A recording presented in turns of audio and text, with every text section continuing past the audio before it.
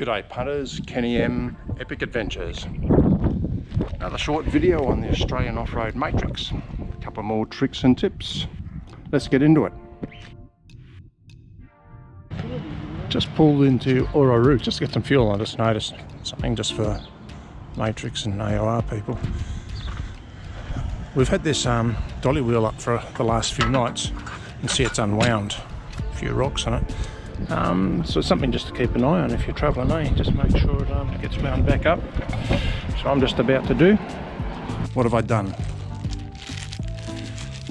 Just like I had some panels made for the solar and the power Anderson plugs, I had some replacement labels made for those stick-on paper ones.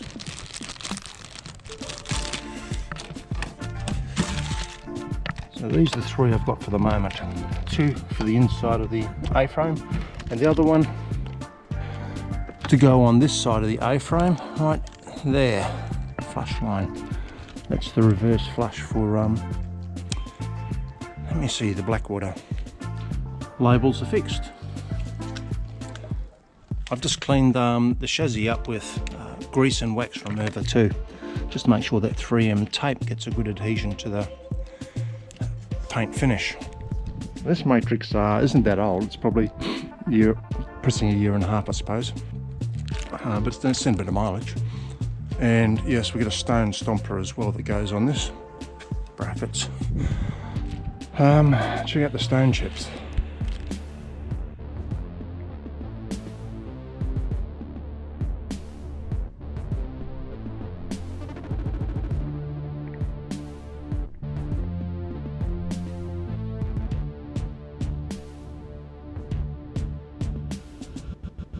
What am I going to do to fix that? I could repaint it with Raptor, or I could do this.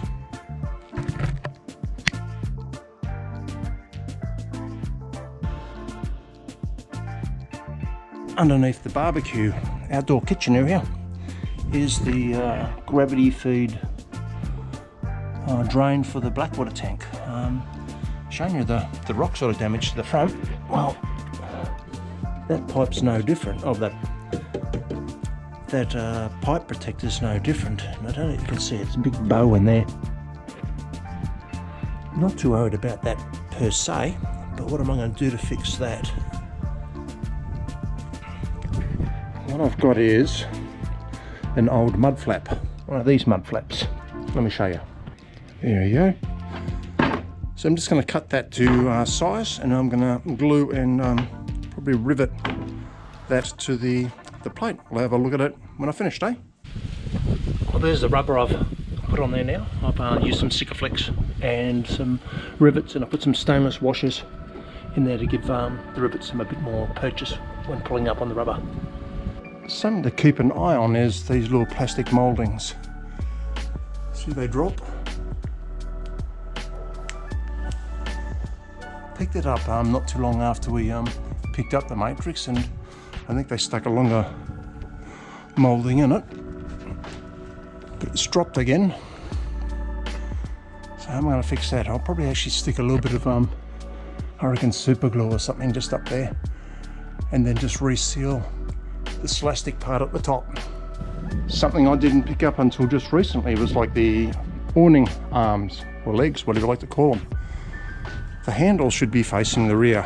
That's new. This is a new one. Ours was the original one facing the forward front. So what happened? All the stone chips and stuff destroyed the finish on the handle. Next upgrade.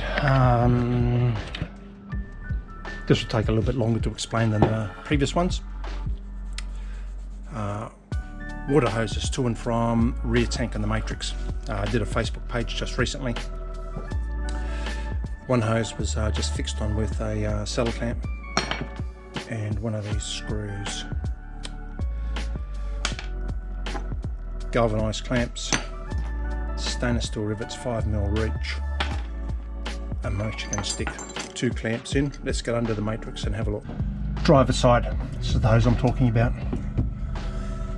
The one clamp, saddle clamp I had, fixed here, holding this hose. So you can see it drops down still a fair bit. Couldn't tell whether or not there were zippy ties holding it up into these holes, or there was another cell clamp. So I mentioned I put it on Facebook. Most of the other pictures that were posted up there seem to show multiple hoses coming out and zippy ties holding it up. So what I'm going to do is I'm going to stick a cell clamp up here. You can see that now. It's a lot better, isn't it? Right up out of the way. Just a maintenance tip, I'm going to throw this in. See all the grease around the rim. It's because the dust cap hasn't been sealed properly. What I mean by that is when that's off and clean, it should rub a little bit of elastic around the inside of that, like on the hub, between the hub and the dust cap, so it seals and stops all this happening. This has just come out of a 30,000k service. When I say just, it was probably June, went on our first trip. So they obviously didn't put elastic there. I'm going to give you another tip too, because we had the microwave replaced in this third one. Yeah, you heard right, third microwave, but that's a different story, not for today. Just want to show you something behind here, the power connection. To get into there, you need to pull the drawer out. Some of you ask, there's a little clip right here. This one's facing down, you push it up, and on this side, it's on the upside, and you push it down, and the whole drawer will pull out then, and then you slide it back in, and those clips will automatically reset. So I'm going to pull the drawer out because I need two hands for that. Power point for the microwave, make sure the switch is on, make sure the cable's recessed into the cutout they've put in the boards there. Well, you can see, probably see the zippy tie in there now. There's a couple of little slots either side of that little clip. Slide it through, just do your zippy tie up, trim off the end, holds the cable back into that position. Job done, zippy tie trimmed up. Just make sure the cable's back in properly. Opportunity to give this a little bit of a clean. Put the drawer back in, just the reverse of pulling it out. This little mod is to keep the boss happy. Those with the inside Vitrigo fridge are used to seeing the freezer door open up in movement and travel. We are. Every now and again it comes open and food moves around. There's a few other mods out there on the Facebook page, but this is what we've done. 95mm doorstop.